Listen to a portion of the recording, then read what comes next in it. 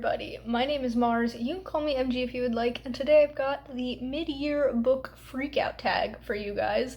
I'm sure you all know what this is. It's a booktube staple at this point. It's been around for years, but just in case you don't know, basically this is a tag with a series of questions involving all of the books that have been read in the first half of the year, hence mid-year book freakout tag.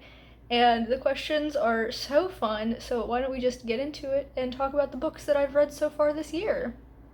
So, we are starting off strong with the first question being, what is the best book you've read so far this year? And I could not narrow it down to a top one just yet. I will by the end of the year, but for now I've got my top 3, and they are Dreams Lie Beneath by Rebecca Ross, Every Heart a Doorway by Seanan McGuire, and One Dark Window by Rachel Gillig. All 3 of those books just absolutely blew me away, and I'm so obsessed. 10 out of 10. Definitely check them out if you haven't already because they were so good. And in a similar vein, we have what is the best sequel that you've read? And I've got 3 books for this as well, but because they are all in a series, it is books 2, 3, and 4 of the Wax and Wayne series by Brandon Sanderson, so Shadows of Self, The Bands of Mourning, and The Lost Metal. I read book 1 last year and really enjoyed it, so this year I was like, you know what, I'll pick up book 2 and hopefully I enjoy it just as much. And I was hooked to the point where as soon as I finished reading it, I requested book 3 from my library, and then when that came in, as soon as I read it, I requested book 4. Like, I needed to continue on with that series as soon as possible. It was amazing from beginning to end, absolutely perfect. Probably, I actually haven't given it too much thought, but I would say this is in the running for maybe my favorite series of all time. Like, it's so good. Question number 3 is, what is a new release that you haven't gotten to yet? And I've got several new releases that I've wanted to check out, and a few I've gotten to, a few I haven't. But the one that I'm most excited to read is A Treachery of Swans.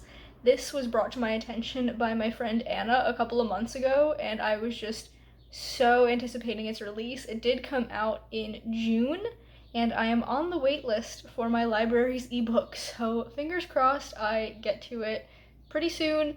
If not by the end of July, then definitely early August. I don't think there's that much of a wait on it for where I'm at in line. This is a sapphic retelling of Swan Lake, and just sign me up. That sounds so good. I don't even need to know any more details. I love sapphic books, and I love Swan Lake. I'm ready for this book. On the flip side, we then have what is your most anticipated release coming up in the second half of the year, and my most anticipated release, there are a few. There are a lot of books actually coming out in the second half of the year that I'm excited for, but the top spot, the one that I want my hands on the most, is Break Wide the Sea by Sarah Holland. First of all, this cover. This cover, the most beautiful thing I've ever seen in my life.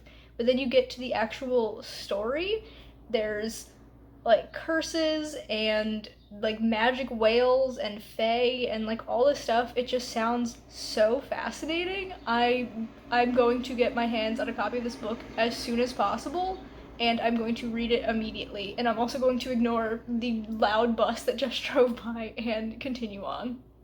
The 5th question is, what is the biggest disappointment from the books you've read so far this year? And I would say Bird by Bird. This is a writing craft book, but I feel like it didn't really do anything with that. There were a couple of tidbits here and there that felt like a craft book, but most of it just felt like the writer saying, look at how prolific I am, and this is my life story and all that, and I just wasn't a fan of that. I also didn't like the writing style, and also the author just kind of rubbed me the wrong way with some of the things that she said. So I expected a lot out of this and didn't really get anything, so that is why it is my biggest disappointment thus far. And on the flip side, we have biggest surprise, and I'm going with another nonfiction, which I don't read a ton of nonfiction, but I've read a few this year, and the biggest surprise for me was How to Keep House While Drowning. I didn't think this would affect me as much as it did.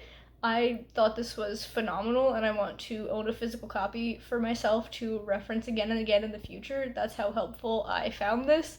I genuinely cried reading this because it just hit me in a way that I didn't expect it to, so it was a big surprise, and I'm so glad that I picked it up. Then we have favorite new author, new meaning either new to you or a debut author, and I'm going with debut author, and that author is Katie Chandler, the author of Backhanded Compliments, who is a dear friend of mine, and like I said, this is her debut novel that just came out, and it was so good. I did vlog my experience reading it, so check that out if you're interested, but even if Katie wasn't my friend, this was still a phenomenal book, and I had a wonderful time reading it, and definitely a new favorite author. Will be checking out everything else she puts out in the future. The next question is newest fictional crush, and I'm gonna go with Elm from the Shepherd King duology. As I've already mentioned, I loved One Dark Window, and spoiler alert for my end of July wrap up, but I am currently reading Two Twists and Crowns. I'm only about a quarter of the way through, but Elm is still my favorite character. He's so great, and I just love him so much. I love all of the characters in this duology, if I'm being honest. They're all so well crafted, but Elm has my heart. I love him. And then for newest favorite character in general, I actually have two characters that kind of go hand in hand. They are Jack and Jill from the Wayward Children series. As I've said before, again, I read Every Heart a Doorway, and I have since then read Down Among the Sticks and Bones, and Jack and Jill are just such a wonderful dynamic between the two of them. I love twin characters, if you didn't know. I myself am a twin, and so I love reading about twins, and I feel like that aspect is done super well, and I think they're just so well written, and I really hope to see more of them in future installments of the Wayward Children series. For a book that made me cry, I'm going to go with Ruthless Vows by Rebecca Ross. If you didn't know, my absolute favorite book that I read in 2024 was Divine Rivals, and so Ruthless Vows is the sequel and finishes off that duology.